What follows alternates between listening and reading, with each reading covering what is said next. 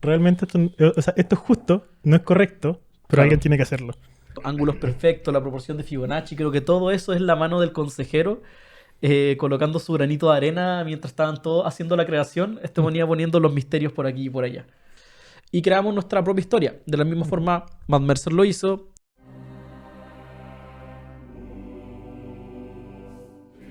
En un principio, no había nada, ni siquiera oscuridad. Y más allá de la nada, el Consejo creó el universo. La Protectora creó el día, y el Seráfico la noche. El Consejero creó los planetas, y el Académico las estrellas. El Navegante entonces creó el tiempo, para que todo se mueva y pueda ser explorado y apreciado. El Consejo dijo entonces, háganse los dioses. Y se hizo. El Consejo vio su creación y vio que era buena. Lura hizo la voluntad de la Protectora. Selene, la voluntad del Seráfico. Los dioses del misterio, la del Consejero. Mistra hizo la voluntad del Académico. E inspirando movimiento y descubrimiento, los dioses del tiempo y el viaje hicieron la voluntad del Navegante. Y así fue como brotaron los dioses. Hijos de la voluntad celestial, juntos tejieron la magia en las estrellas, susurraron secretos en los vientos cósmicos, vinieron y gobernaron el universo por los eones, pelearon, amaron y crearon. Sin embargo, con el tiempo, el Consejo se dio cuenta que algo faltaba en su creación. Los dioses inmortales y eternos no comprendían el valor de la vida y la belleza de la existencia efímera. La inmortalidad le había robado la capacidad de apreciar plenamente el paso del tiempo y el significado de la vida y la muerte. Entonces el Consejo dijo, háganse los mortales, y se hizo. El Consejo vio su creación y vio que era buena. La Protectora entonces vio que su creación era débil, y los dotó de fuerza para que puedan defenderse de los enemigos. El Seráfico entonces vio que la creación era frágil, y los dotó de constitución para que puedan resistir las adversidades de la vida. El Consejero entonces vio que su creación era ingenua y los dotó de sabiduría para que puedan discernir la verdad y tomar decisiones prudentes. El Navegante entonces vio que su creación era torpe y los dotó de destreza para que puedan moverse con gracia y habilidad en el mundo. El Académico entonces vio que su creación era ignorante y los dotó de inteligencia para que puedan aprender y comprender los misterios del universo. Y el Consejo vio su creación y vio que estaba completa. El Can, eterno compañero de la Protectora, vio que a la creación le faltaba alegría y los dotó de carisma para que sean felices y se amen los unos a los otros. Y los 6 supieron entonces que su creación era perfecta, donde cada ser tenía el potencial para crecer, aprender y vivir plenamente bajo la guía y dones de sus creadores. Soy un genio. Bueno. Bienvenidos a la Taberna Roca Roja. Esta es una nueva serie que creamos junto con Diego, que se va a unir al emporio de series de la Taberna Roca Roja, No confundir con el Emporio, el Emporio de la Rosa. donde hacen helados y no series. Esta es Leyendas de Runalun, donde poco a poco, capítulo a capítulo, iremos contándoles un poco sobre la historia de nuestro mundo, partiendo desde el comienzo de todo, el mito del Consejo, que acabamos de narrarles Diego y yo. El Consejo nace como respuesta al final de una campaña de D&D que jugamos, que es Calmor número 1, la partida de la que siempre hablamos y que ninguno de ustedes presenció. Estefano sí. Sí, Estefano sí. Y Félix, en una parte. La cual concluye con que los 6 héroes de esa partida ascienden a ser dioses. La narración que acaban de leer, Diego la tomó de una narración de esa partida en la que Lord Eyo crea el universo. Y dado que los jugadores reemplazaron a Lord Eyo en este mundo, Diego hace esta narración que viene a ser el esqueleto en el cual nosotros construimos las historias de Runalun. El consejo es la explicación para muchas cosas, para los dioses, para el orden, para la Guerra de las Placas y su ausencia es lo que genera gran parte de los conflictos que ocurren a nivel cósmico en Runalun. Muchas cosas que podemos empezar a ver, por ejemplo, en la partida de Galmor. Muchas de las cosas que están pasando es por la ausencia del Consejo, ya que por muy eternos que sean, son como Odín, el padre de todo. Cada cierto tiempo tienen que descansar y retirarse a deliberar. Y mientras están deliberando fuera de la creación, es cuando dioses malvados y otras criaturas malvadas empiezan a hacer de las suyas para tomar más de lo que les corresponde. Ujú. Bueno, va a haber muchos detalles que vamos a ir igual expandiendo en los próximos capítulos. Pero hay un tema que así, bueno, así como van a descansar, porque antes era como ellos cada no sé cuántos años iba a dormir y Sí, había una guerra de dioses. claro, ellos cada 1000 años duerme. Ujú. En mi mundo, muy como Odín, y ahí deja las placas descubiertas, Sí. que las placas son las órdenes escritas en el firmamento, como la ordenanza de los dioses, donde dice, Así como las constelaciones, estas son las placas. claro, entonces a Lura, Lura tiene el dominio de la luz, el sol, la justicia, etc. Y esos son los dominios de Lura. Cuando ello está durmiendo, puede venir otro dios y desafiarle un duelo y robarle fragmentos de su dominio, absorbiendo a Lura, entre comillas. Y eso es una guerra de las placas. En el fondo es cuando los dioses son mortales y cuando los mortales pueden ascender a ser dioses. Hablemos entonces del consejo o el concilio. Sí, el concilio. Uf, podemos decir mucho del concilio, man. Bueno, yo creo que hay que hablar primero por la primera persona que nombramos o el primer ser Sí. que nombramos, que es la protectora. Ujú. ¿Qué representa la protectora más allá de lo que implica su nombre? Uf, que no. O sea, bueno, la protectora es uno de los personajes de... Bueno, todos son los personajes de la primera aventura de Galmor. Ujú. Ahí éramos 5 jugadores, sí. Pero la protectora era un personaje que venía de Bracadia. Y como ya habrán visto en Recordando Galmor, en Bracadia tienen perros. Entonces de ahí viene el can. Claro. Y claro, yo dije, pucha, si fueran 6 serían perfectos para tener cada uno un Claro. stat. Y después dije, Claro, el can tiene el carisma todo el rato. sí, pues obvio, sí, un perrito. Y sí, pues y el personaje que era Alicis, que era una paladín, se dedicaba mucho a proteger la parte. Y sí, yo siento que representa como todo lo correcto en el mundo, un poco. Porque claro, así que era, de hecho, esto es lo que iba a decir, que así como se van a dormir, normalmente el consejo lo que hace es que o sea, 4 duermen o sea, 5 duermen, Ujú. mientras uno está despierto. Claro. Y esa es como, no sé, la era de la protectora, la era del Del seráfico, del académico, del ta. Y se van como exacerbando diferentes cosas en esa época. Claro. Y yo siento que, claro, ella así como creó la luz, creó a Lura, le dio fuerza a la gente para que se defiendan, ¿cachai? Para que sea todo medio justo. Siento un poco que va por ahí la cosa. No Sí. sé qué sientes tú. Sí, yo veo a la protectora un poco como esta fuerza cósmica y un poco absoluta de ley. ¿Cachai? Como tú dijiste, la protectora representa todo lo que es correcto. Y claro, para mí la protectora representa todo lo que es como debe ser. ¿Cachai? Entonces, en Runalun los nombres son muy importantes. Me imagino que la protectora también es como muy partidaria de los nombres y las criaturas con nombres.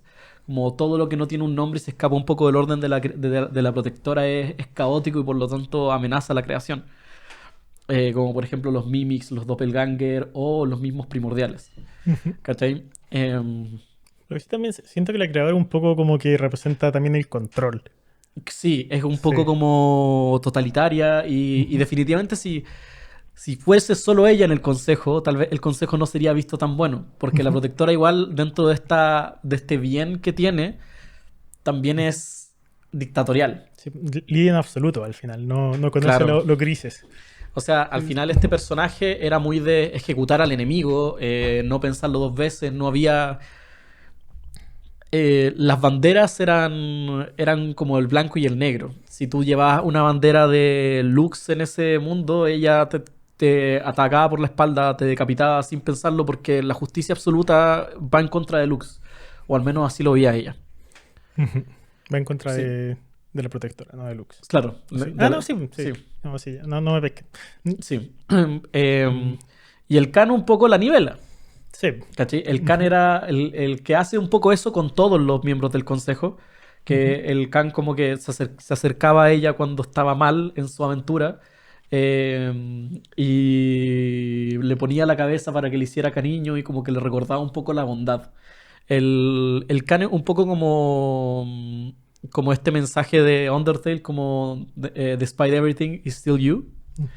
El Khan siento que es un poco esa ancla para todos los personajes que se alejan mucho de su humanidad, por así decirlo, durante su aventura original. Ujú.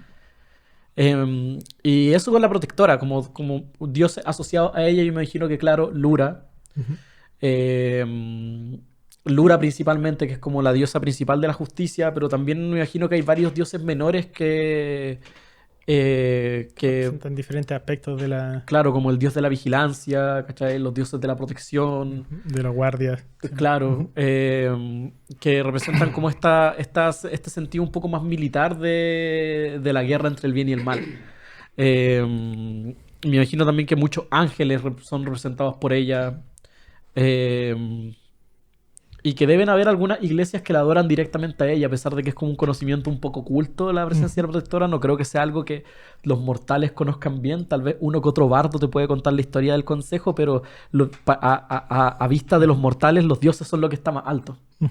Igual, o sea, siempre yo lo imaginaba así como que la gente conoce a estos dioses, pero son como, ya, ellos nos crearon y el resto son los que le dan como los colores al mundo, ¿cachai? Como, Claro, como que ellos fueron y compraron el lienzo, así como ya, aquí tenéis la wea, y los dioses son los que pintaron el lienzo. Entonces, claro. por eso la gente es como, sí, como ellos pusieron la materia prima, ¿cachai? Es como esta página en la que están constantemente buenos peleando por pintar bandera y así. Sí. Ujú. Básicamente así. Sí, y por eso yo siempre he sentido que no son tan adorados, como que igual existen clérigos y cosas así. O la gente también es como, gracias, consejo, no sé qué, pero no como que los adoren directamente. Sí, bueno, y después pasaríamos al seráfico. Perdón. No sé, que era para que no apareciera en el video así como... ¿Ya? Lo tuve el seráfico, cosa que ahí hago el Ya. corte y... Bueno, por otro lado está el seráfico. El seráfico entiendo yo que representa un poco este sentido angelical de la vida, como un poco todo lo puro, todo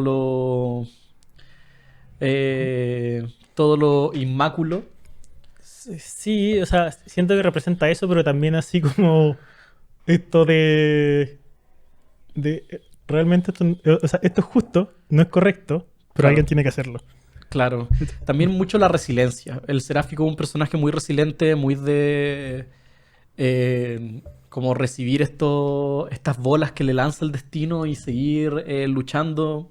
El seráfico es un personaje que llora mucho, que bota muchas lágrimas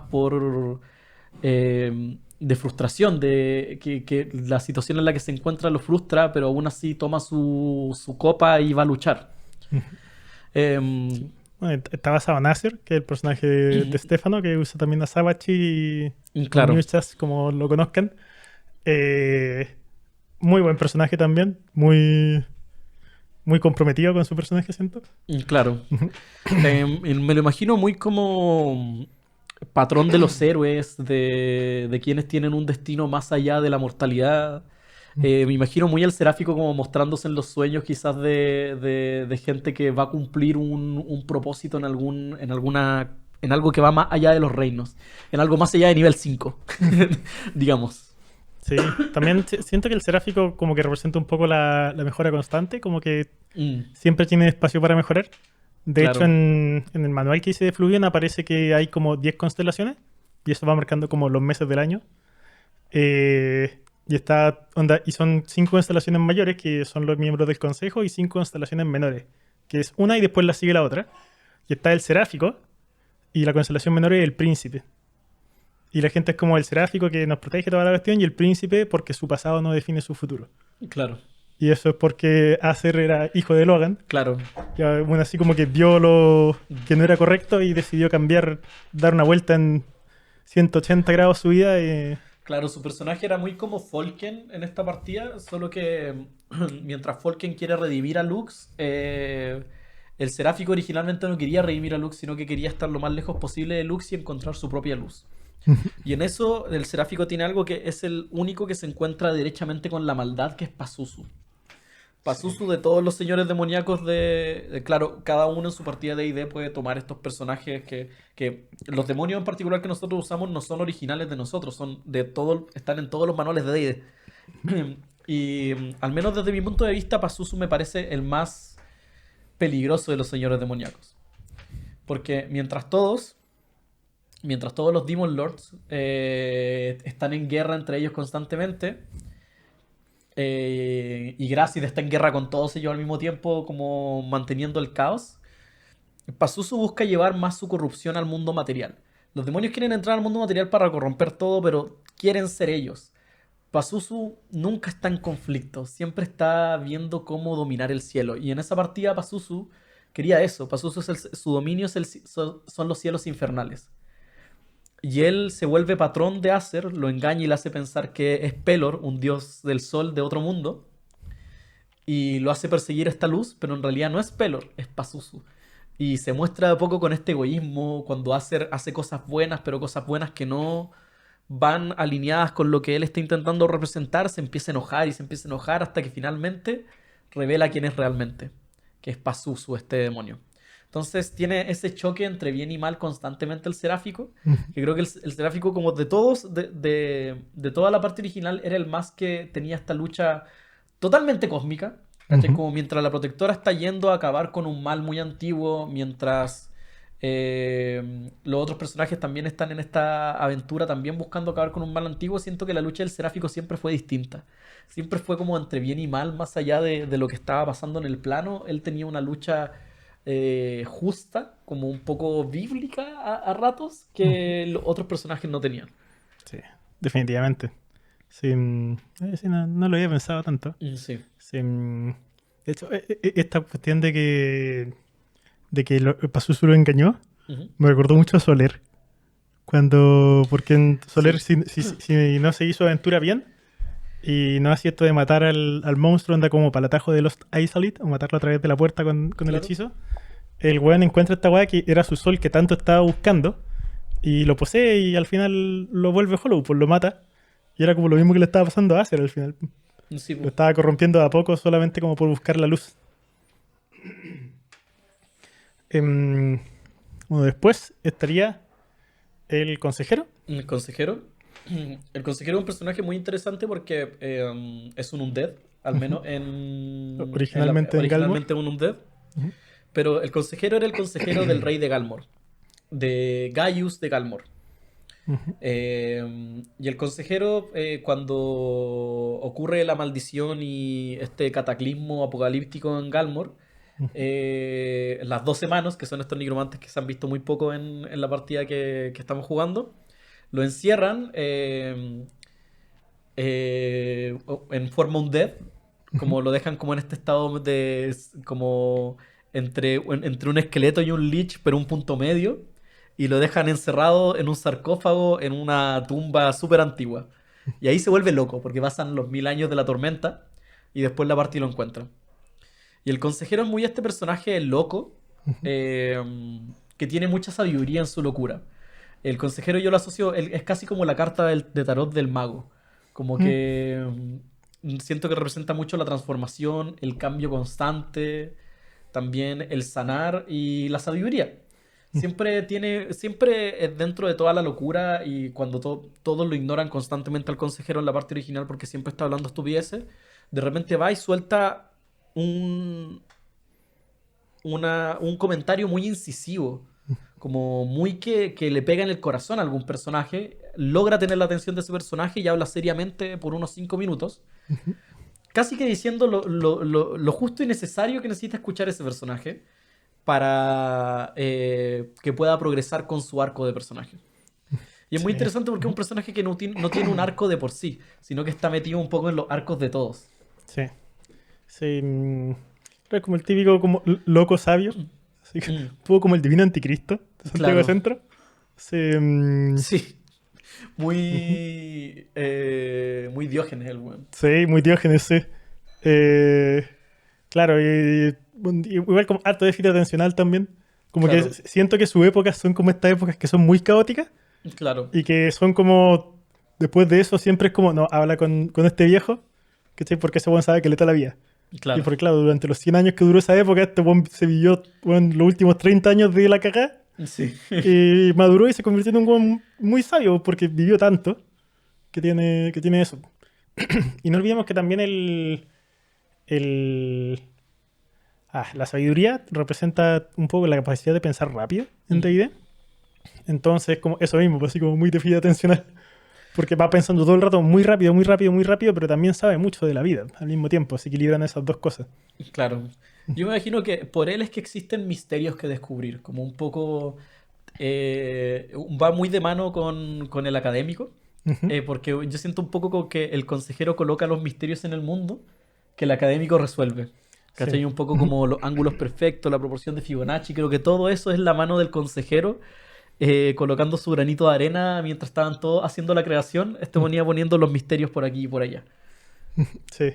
Bueno, sí, de hecho, yo siempre he pensado que viene una época del consejero y después justo viene una del académico. Para Detrásito. entender todo lo que pasó. Sí, y esos son como siglos en los que nace como toda la sabiduría, fortaleza, bueno, el academicismo, bueno, sale de universidades, escuelas en todos lados. Mm, Y claro, la gente es como ya, ¿qué cagada quedó? ¿Por qué pasó? Entendámosla para que no vuelva a pasar.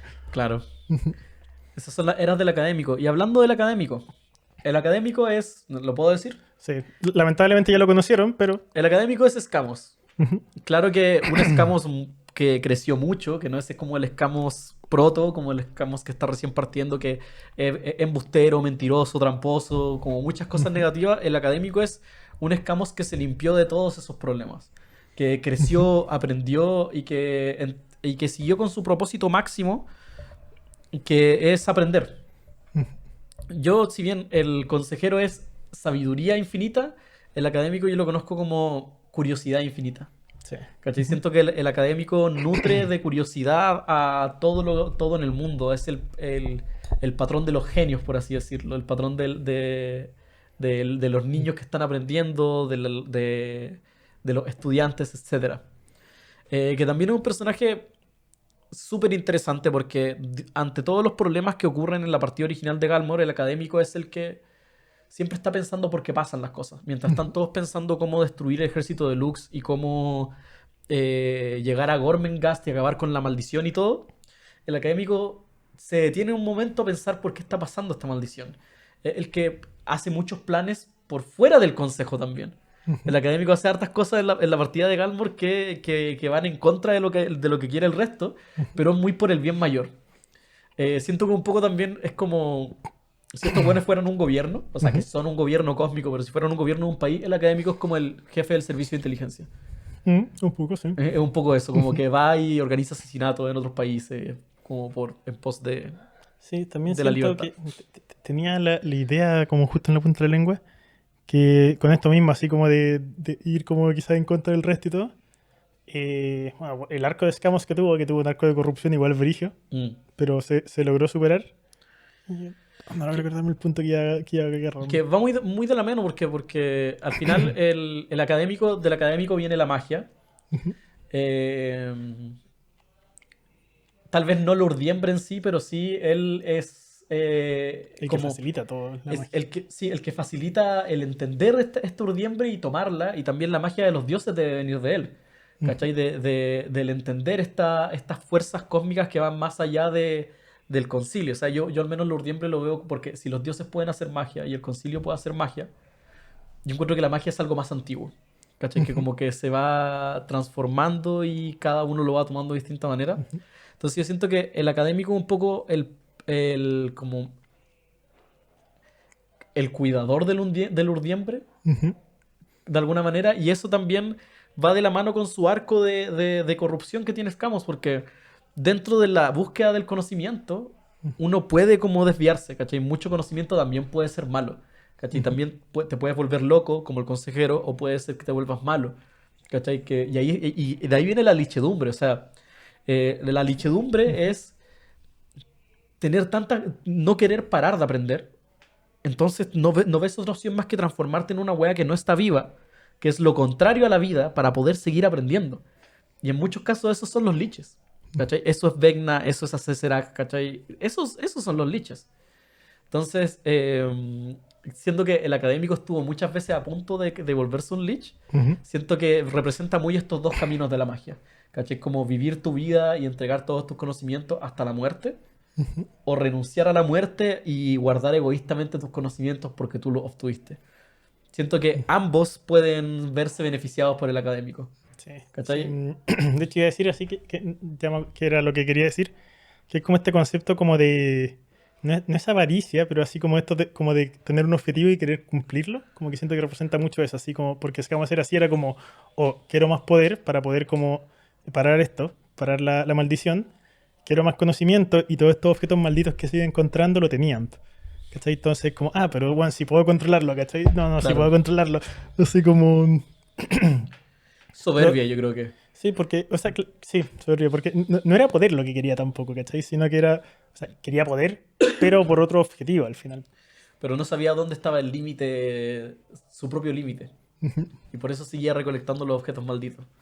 Sí. Y eso al final es soberbia, es decir, como yo no voy a ser corrompido por esto. Sí. Bueno, sí, al final todos los miembros también tienen como un lado positivo y un lado negativo. Claro, todos. O sea, la protectora puede ser como este orden absoluto, como también puede ser un totalitarismo brutal. El seráfico también puede ser esta lucha contra el mal, pero donde es como un poco eso de vive lo suficiente, o sea, muere como un héroe o vive hasta volverte un villano, ¿cachai? Sí. Como puede ser que en algún momento como destruyas todo el mal y el nuevo mal que empieza a surgir te ve a ti como el mal y de repente te vuelve el villano en estas cruzadas. El consejero de la misma manera, como en este afán como por perseguir los misterios y el caos, también se llega como a esta suerte de locura y de perder tu mente un poco a lo Malkav. Sí. ¿Cachai? Como la búsqueda de Básicamente. más sabiduría puede terminar volviéndote loco. Sí. Nos falta un puro miembro, El navegante. el navegante. Buen navegante. Güey. El navegante Que era el único que había partido medio divino. sí, el navegante es mi favorito. El personaje del navegante es Sí. Sigfredo de las Islas Negras, un pirata que perdió la memoria y cuando la recuperó se volvió pirata. O sea, cuando despertó sin toda su vida en su memoria se volvió un pirata.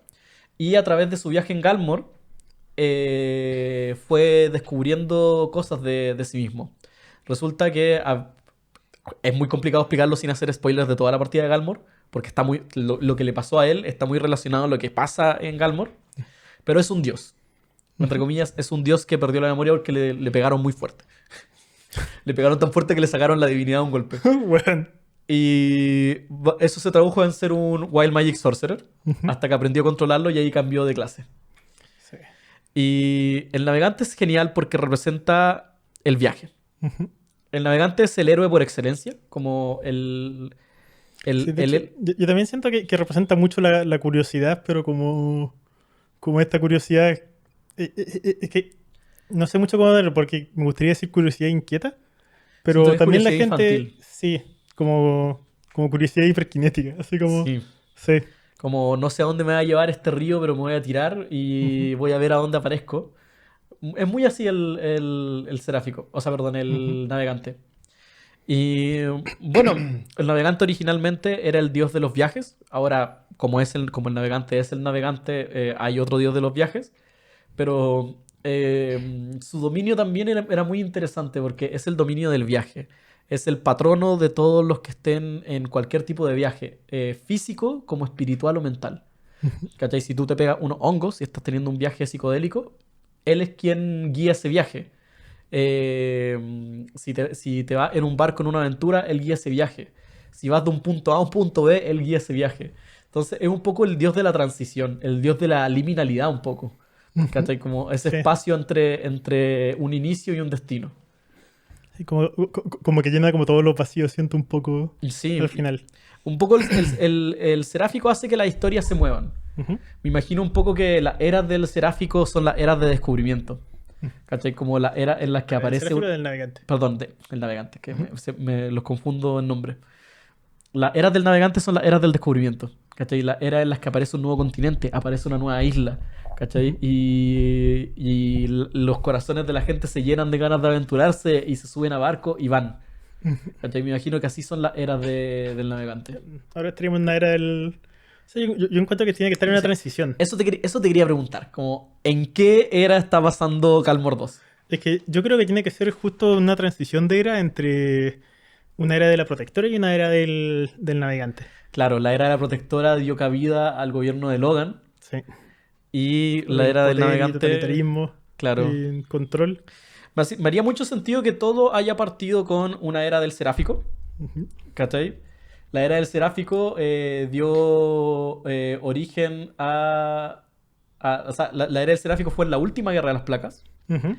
Después de eso hay una era del consejero, Ujú. ¿cachai? En la que hay mucho caos y empiezan a aparecer y se van los dragones. Sí. Después viene la era del académico, ¿cachai? Y surge la escuela de magia de Drake's Landing y el gremio de observadores de dragones. Después viene la era La de protectora. la protectora y Logan se alza para acabar con esta maldad que es Angor Roth. Ujú. Y finalmente llega cae la en era el del navegante. totalitarismo.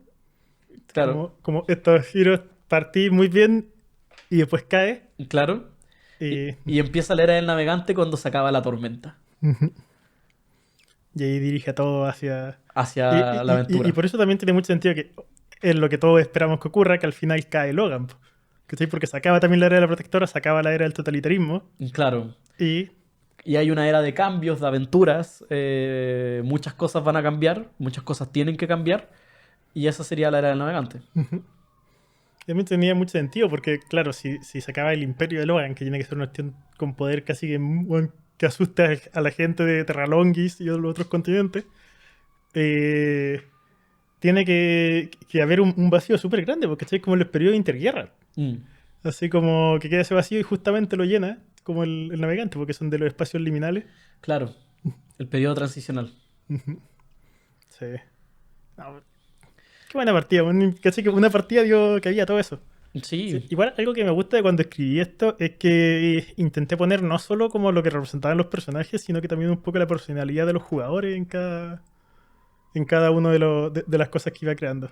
Así como, por lo menos cuando le escribí así como asociándolo a ciertos dioses o las cosas que habían creado, mm, como que sentí eso en intentar hacerlo.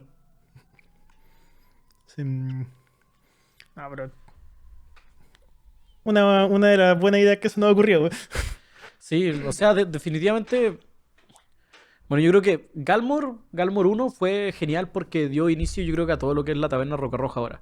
Sí. Dio inicio a volver a juntarse a jugar, Ujú.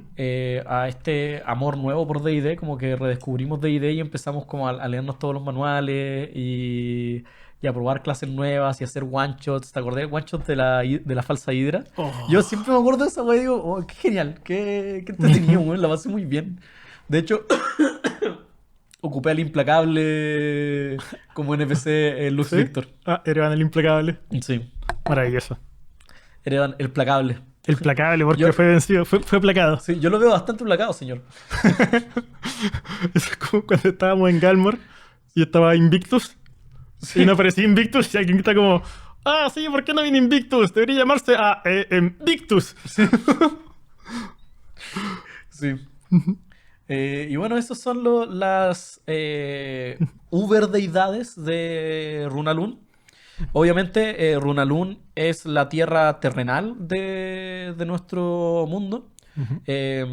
También tiene planos exteriores, tiene planos medios, tiene planos elementales, demiplanos que están entre los planos elementales y sigue como el mismo tipo de cosmología que seguiría cualquier universo de D&D. Así que en los siguientes capítulos seguiremos hablando sobre el mito. Hablaremos sobre los primordiales que son súper importantes. Los primordiales son el caos. Si los dioses son el orden, los primordiales son el caos. Hablaremos sobre los demonios y notarán que esto tiene nuestro sabor, pero sigue teniendo la misma estructura de un mundo de D&D homebrew. Y de hecho, sí, eso me iba a decir porque ustedes pueden pensar así como, pero weón, qué creativo y la guay. Primero que nada, esto no lo creamos hoy día para el capítulo. Claro. Hace llevado muchos meses e incluso años construirlo. Y sobre el esqueleto de lo que entregan los libros de D&D. Sí, y también usando como onda el mito de la creación, que es algo de todas las religiones. Claro. Esto de las dualidades que se encuentran en todos lados, así como, onda, no sé, proteger así como bien y mal, totalitarismo. Claro. Y todas esas cosas que en verdad son cosas que se van repitiendo en todas las otras cosas y que uno se puede inspirar en eso para crear su propia mitología. Al final lo que queremos mostrar con esto es que, con Runalun, es que ustedes pueden tomar los manuales de D&D, pueden hacer cambios y hacer que el mundo se sienta suyo. De hecho, no me gusta tocar tanto Critical Role porque siento que cuando uno toca Critical Role entra en un territorio peligroso en que gente muy fan de Critical Role puede tal vez molestarse por algo que uno diga. Pero no es algo negativo lo que voy a decir. Pero el mundo de Matt Mercer está inspirado en historias de dioses de los primeros libros de D&D, algunos dioses que no son tan conocidos porque no están en muchos manuales. Por ejemplo, la matrona de los cuervos no es algo que haya inventado Matt Mercer.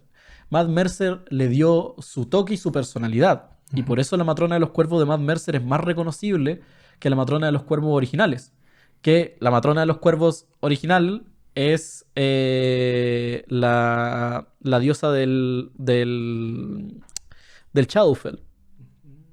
¿Cachai? Es la diosa de los... no me acuerdo cómo se llaman estos seres de sombra, que son como unos elfos de sombra del Shadowfell. Que son como elfos emo que juntan memorias. Sí, los elfos negros. Los... Shadark creo que son. Los Shadarkai. Ya, es la matrona de los Shadarkai. Y van a ver que hay muchos libros que se basan en muchos libros homebrew de otros creadores que se basan en lo que fundó Gary Gygax. O sea, Gary Gygax crea sus primeras partidas con dados de goma. Después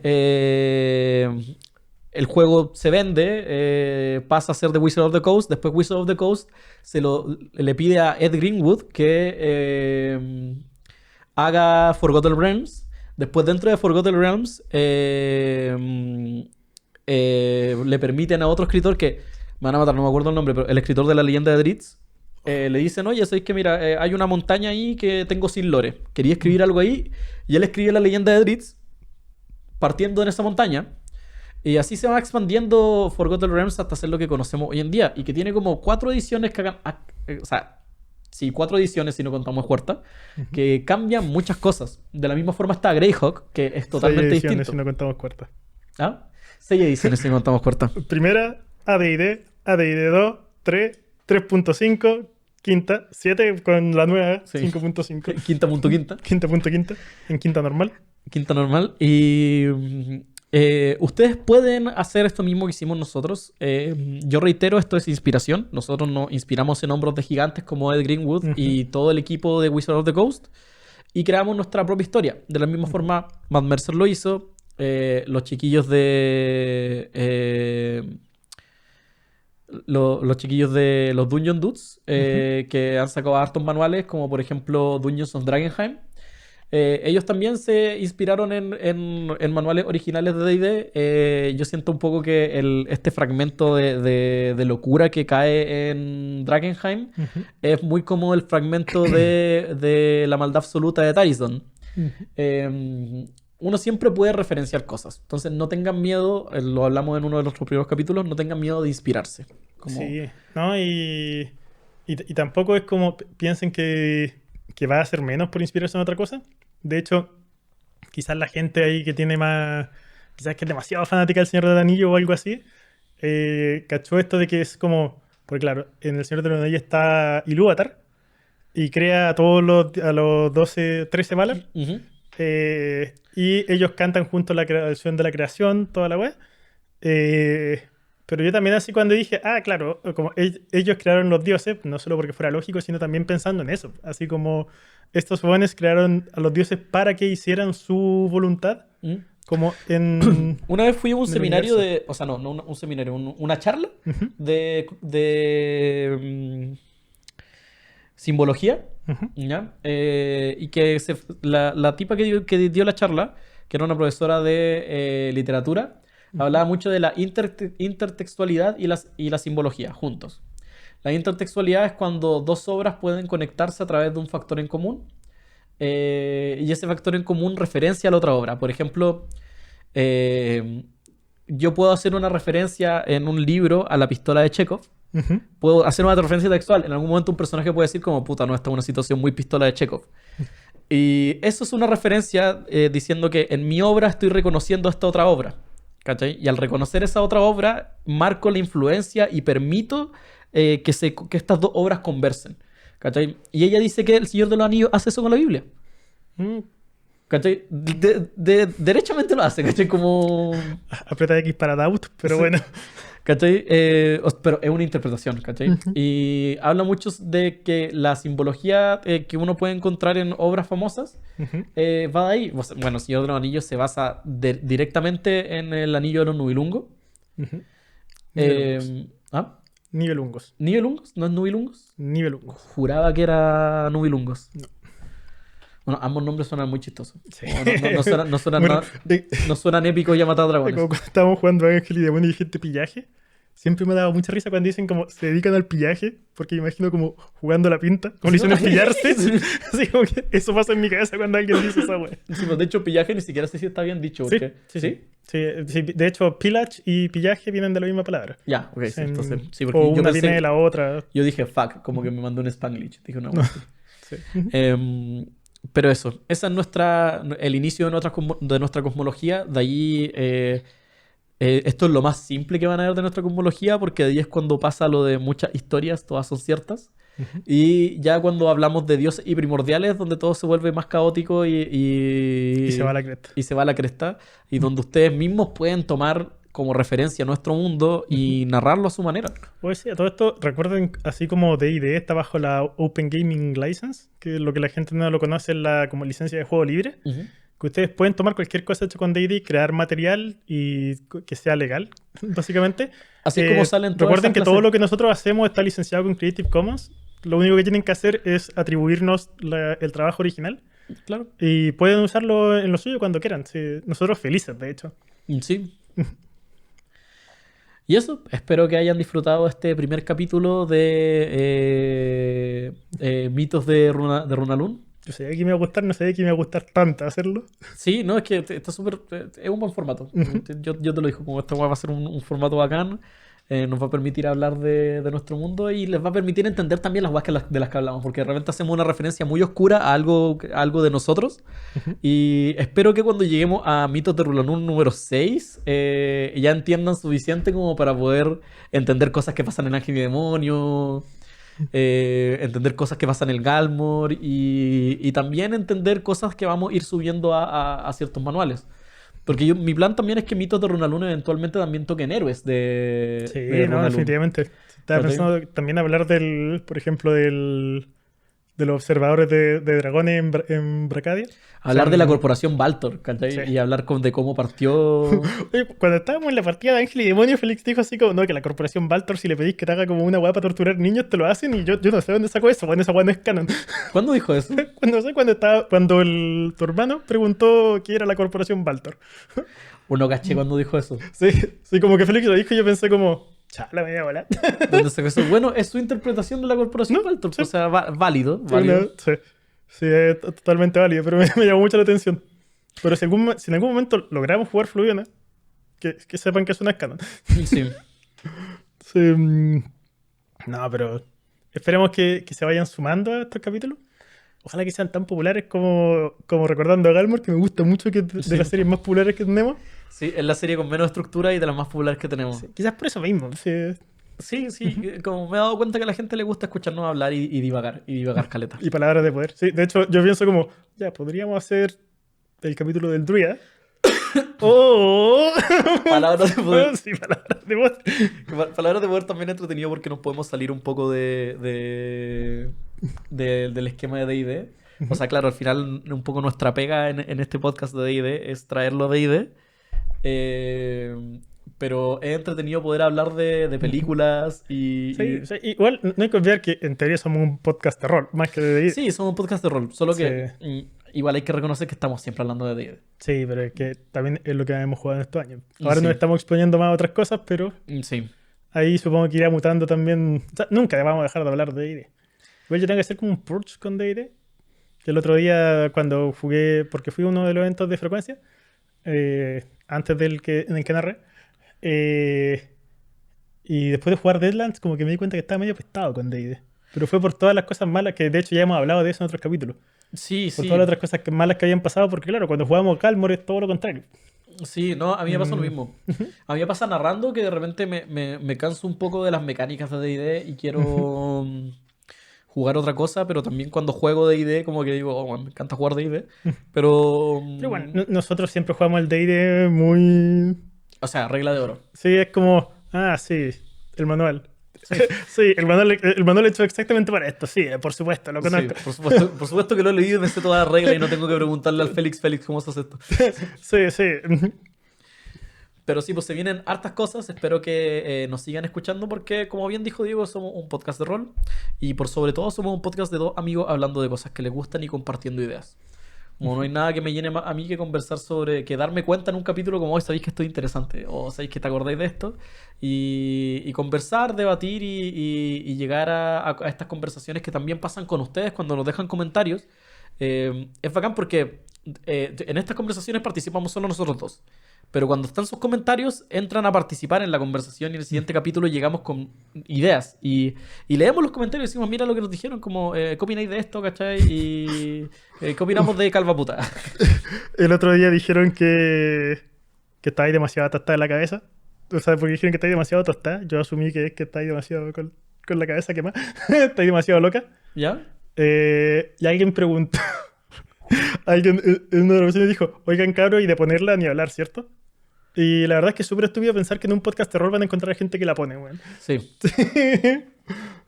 Bueno, podcast y rol, weón. ¿Han escuchado alguna weá más nerd que esa antes, weón? Aparte de Sorcery Points. Sí. Aparte de metamagia. Así que eso. Ahora sí, ya vamos cerrando, yo creo. Sí. Sí, gracias por unirse a la Taberna Roca Roja. Somos sus taberneros, Diego Fischer. Y Moira Cataldo. Los esperamos la próxima vez que abra la barra. Chao. Chao, chao. Si te gustó el capítulo, por favor déjanos un like, comentario y suscríbete. De verdad nos ayudaría muchísimo. La Taberna de Roca Roja es auspiciada por nosotros mismos junto a nuestros patrones en Patreon. Agradecemos cariñosamente a Perla y a Felipe por su contribución al canal. Tú también puedes apoyar a la taberna en patreon.com/la taberna de Roca Roja. O si prefieres hacer una sola donación, puedes aportarnos en coffee.com/la taberna de Roca Roja. Puedes seguirnos en Instagram, TikTok, Facebook, YouTube y Spotify, además de conversar con nosotros en Discord. La Taberna de Roca Roja es una producción de Diego Fischer y Moira Cataldo. Cuenta con licencia Creative Commons de atribución y compartir igual. Para ver una copia de esta licencia, visita el link en la descripción del capítulo.